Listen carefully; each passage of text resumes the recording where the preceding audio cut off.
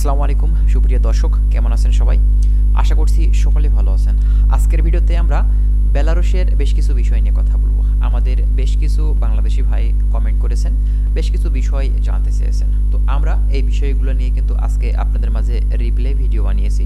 অবশ্যই ভিডিওটি না টেনে দেখতে থাকুন, তাহলে আপনারা অনেক ধরনের তথ্য কিন্তু আজকের এই ভিডিও থেকে পেয়ে যাবেন। আর আপনারা যারা ইউরোপ সম্পর্কে বিভিন্ন ধরনের তথ্য পেতে চাচ্ছেন, অবশ্যই চ্যানেলটিকে সাবস্ক্রাইব করে রাখবেন। আমরা নেক্সট টাইমে যখনই এইসব ইউরোপের দেশগুলো নিয়ে আলোচনা করব, তখনই সাথে সাথে ভিডিওটি পৌঁছে যাবে আপনাদের কাছে। তো তাহলে চলুন আর কথা না বাড়িয়ে আজকে আমরা বেলারুশের বেশ কিছু গুরুত্বপূর্ণ বিষয় এই ভিডিও থেকে জেনে নেই। আচ্ছা, প্রথমত একটি ভাই কমেন্ট করেছেন, তিনি জানতে চেয়েছেন, ভাই বেলারুশের ভাষা এটা কি রাশিয়ান ভাষা চলে? দয়া করে জানাবেন। জি ভাই, বেলারুশে রাশিয়ান ভাষা চলে এবং বেলারুশের যে স্থানীয় ভাষা, তাদের দেশের যে ভাষা, সেটা সেখানে চলে। এটা আপনার টোটাল 92% হচ্ছে রাশিয়ান এবং ওই দেশের ভাষা চলে, আপনার বেলারুশের ভাষা। আর 8% ভাষা হচ্ছে আপনার ইউক্রেন, তারপরে আপনার আশেপাশের যেসব কান্ট্রি আছে মূলত এইসব দেশগুলোর ভাষা চলে, এবং 92% ভাষা হচ্ছে আপনার রাশিয়ান এবং বেলারুশের ভাষা। ঠিক আছে। আচ্ছা, এরপরে আরেক ভাই কমেন্ট করেছেন, তিনি বলেছেন, ভাই আমি বেলারুশের ভিসা পাইছি। আলহামদুলিল্লাহ, আপনি বেলারুশের ভিসা পেয়েছেন। আপনার কাঙ্ক্ষিত ভিসাটি হয়তো আপনার কপালে ছিল, সে কারণে আপনি বেলারুশের ভিসাটি পেয়েছেন। অবশ্যই আপনি বাংলাদেশ থেকে বিএমইটি ম্যান পাওয়ার করে তারপরেই কিন্তু ফ্লাই করবেন।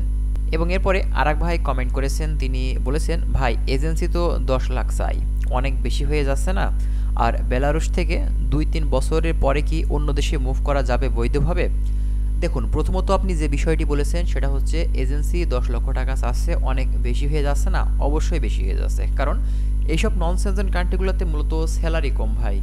আর এখান থেকে আপনি যদি গেম দিয়ে মুভ করতে চান, সেক্ষেত্রে আপনার বিভিন্ন ধরনের সমস্যা কিন্তু আপনাকে ফেস করতে হবে।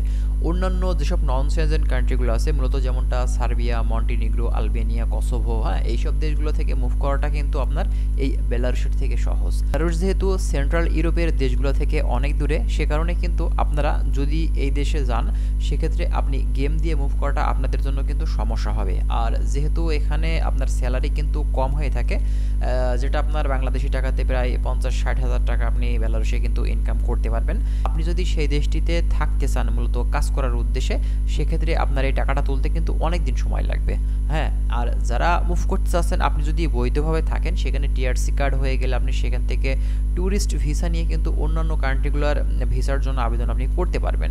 সেক্ষেত্রে আপনি বৈধভাবে অবশ্যই আপনি মুভ করতে পারবেন। ঠিক আছে। এবং এরপরে আরেক ভাই কমেন্ট করে জানতে চেয়েছেন, তিনি বলেছেন, ভাই কিরগিজস্তান থেকে কি যাওয়া যাবে নি? প্লিজ জানাবেন। উনি মূলত বেলারুশে যাওয়ার কথা বলছেন। আসলে কিরগিজস্তান থেকে বেলারুশে যেতে হলে আপনাকে অনেক কাঠখড় পোড়ানো লাগবে, তারপরেই কিন্তু আপনি সেখান থেকে মুভ করতে পারবেন। কারণ কিরগিজস্তান একটি জায়গাতে আর আপনার বেলারুশ কিন্তু একটি জায়গাতে, তো বেশ কিছু দেশের পাশেই কিন্তু আসলে আপনার এই বেলারুশ দেশটি। তো এখন কথা হচ্ছে, ভাই আমাদের যারা বাংলাদেশি আছে মূলত, যারা গেম দিয়ে থাকে, এক কথাতে গেমের যে লাইনগুলা মূলত যারা এগুলা কন্ট্রোল করে থাকে বা এই ব্যবসাগুলো যারা করে থাকে, তারা তো ভাই ইচ্ছা করলে আপনাকে পৃথিবীর এই মাথা থেকে ওই মাথাতেও কিন্তু তারা পাঠিয়ে দিতে পারে। ঠিক আছে। এটা বিশেষ করে বাংলাদেশিদের জন্য অসাধ্য কোনো কিছুই নেই, সব কিছুই কিন্তু বাংলাদেশিরা পারে। হ্যাঁ, তো আপনি যদি বলে থাকেন যে ভাই কিরগিজস্তান থেকে বেলারুশে যাওয়া যাবে না, তাহলে কিন্তু ভাই ভুল হবে। অবশ্যই কিন্তু আপনি মাধ্যম দিয়ে যেতে পারবেন। এবং আপনি যদি ভিসা নিয়ে যেতে চান, সেক্ষেত্রে আপনার কিন্তু কিরগিজস্তানে থাকা লাগবে। পরবর্তীতে আপনি নেক্সট টাইমে যখন কোম্পানি থেকে আপনার ছুটির টাইম আসবে, ওই টাইমে বেলারুশের ভিসার জন্য আপনি অ্যাপ্লাই করতে পারেন। যদি কোম্পানি আপনাকে সহায়তা করে, কোম্পানি থেকে আপনার এনওসি পেপার নেওয়া লাগবে, তারপরে কিন্তু আপনি সেখান থেকে যদি ভিসা পেয়ে থাকেন মুভ করতে পারবেন। ঠিক আছে। এবং এরপরে আরেক ভাই কমেন্ট করেছেন যে, ভাই বেলারুশ থেকে কি ইউরোপে ঢোকা যায়? দেখুন, বেলারুশ কিন্তু একটি ইউরোপের কান্ট্রি। বেলারুশ যে ইউরোপ না তা কিন্তু না, বেলারুশই একটি ইউরোপ কান্ট্রি। তবে আমরা ইউরোপ বলতে যেটা বুঝিয়ে থাকি সেটা হচ্ছে সেন্ট্রাল ইউরোপের দেশ, যেমনটা Italy, German, France, Portugal, Croatia, Greece, হ্যাঁ, বিভিন্ন যেসব দেশ আছে আর কি। ঠিক আছে। তো বেলারুশের পাশেই কিন্তু বেশ কিছু সেনজেন কান্ট্রি আছে, যেমন লিথুনিয়া আছে, লাতভিয়া আছে, ইউক্রেন আছে। ঠিক আছে। তো এগুলা কিন্তু সেনজেন কান্ট্রি। তো এখান থেকে মূলত মুভ করা যায়, কিন্তু সমস্যা হচ্ছে কি, মানে বেলারুশের যে বর্ডার এরিয়া আছে মূলত এখানে খুব প্রেশার, অবৈধ অভিবাসী যারা আছে মূলত এদের সহজে কিন্তু ঢুকতে দেয় না। দেখা যাচ্ছে আপনি 5টা 7টা 10টা গেম দিবেন, তারপরে একটা হয়তো সফল হবে। এর ভিতরে দেখা যাচ্ছে যদি পুলিশের হাতে ধরা খান, অনেক সময় সমস্যা হয়, অনেক সময় মারধর করে, দেখা যাচ্ছে হাত পা ভেঙে দেয়, শরীরে অনেক সময় বিভিন্ন জায়গাতে কিন্তু ক্ষয়ক্ষতি হয়ে যায়। হ্যাঁ, তো এইসব বিষয়গুলো মূলত যারা গেম সম্পর্কে জানে, ভালো বুঝে, তারা কিন্তু আমার কথাটি বুঝতে পারবেন। হ্যাঁ, এখন নতুন যারা আসলে এই দেশটিতে যেতে চাচ্ছেন বা গেম সম্পর্কে ধারণা নেই, তারা কিন্তু বিষয়টি বুঝতে পারবেন না।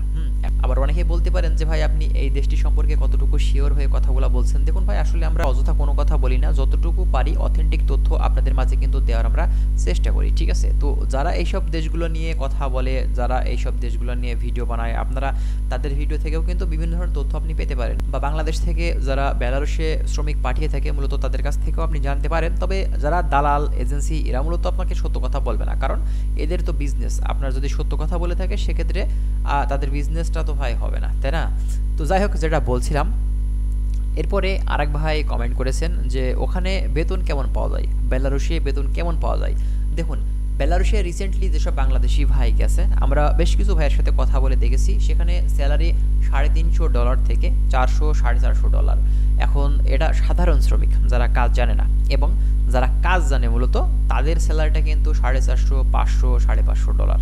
যারা কাজ জানে, যেটা বাংলাদেশি টাকাতে কনভার্ট করলে আপনার 60 থেকে 70 হাজার টাকা, আর $350-400 বাংলাদেশি টাকাতে আপনার 50 হাজার টাকার মতন আসে, ঠিক আছে? 50 থেকে 55 এমন আসবে। তো স্যালারি আসলে অন্যান্য যেসব নন সিটিজেন কান্ট্রি আছে, মূলত সার্বিয়া বাদে, সার্বিয়াতে স্যালারি কিন্তু ভালোই পায় বাংলাদেশিরা। আর অন্যান্য যেসব দেশগুলো আছে, যেমনটা আপনি মন্টিনিগ্রো বলতে পারেন, তারপরে কসোভো বলতে পারেন, ঠিক আছে? এইসব দেশগুলোতে স্যালারি কিন্তু কম, যেমনটা বেলারুশে। এবং এরপরে আরেক ভাইয়া কমেন্ট করে জানতে চেয়েছেন, তিনি বলেছেন ভাইয়া বেলারুশে মাসিক ডিউটি কয় দিন জানালে খুশি হব।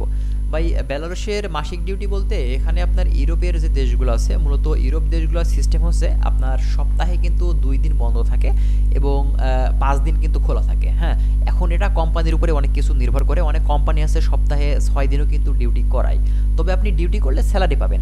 এটা কিন্তু সত্য। আপনার যদি কোম্পানি থেকে মাসে দেখাচ্ছে যে সপ্তাহে আপনাকে 5 দিন যদি ডিউটি করে থাকে, 2 দিন যদি বন্ধ রাখে, সেক্ষেত্রে আপনার বন্ধর দিন যদি কোম্পানির কাজ করার সিস্টেম থেকে থাকে, সেক্ষেত্রে আপনি স্যালারি কিন্তু বেশ ভালো একটা অ্যামাউন্টের স্যালারি তুলতে পারবেন। তো যাই হোক, আশা করছি আপনারা বুঝতে পারছেন। আর যদি কোনো কিছু জানার থাকে আপনারা কমেন্ট করবেন, আমরা চেষ্টা করব আরও বিভিন্ন ধরনের তথ্য দিয়ে আপনাদেরকে হেল্প করার।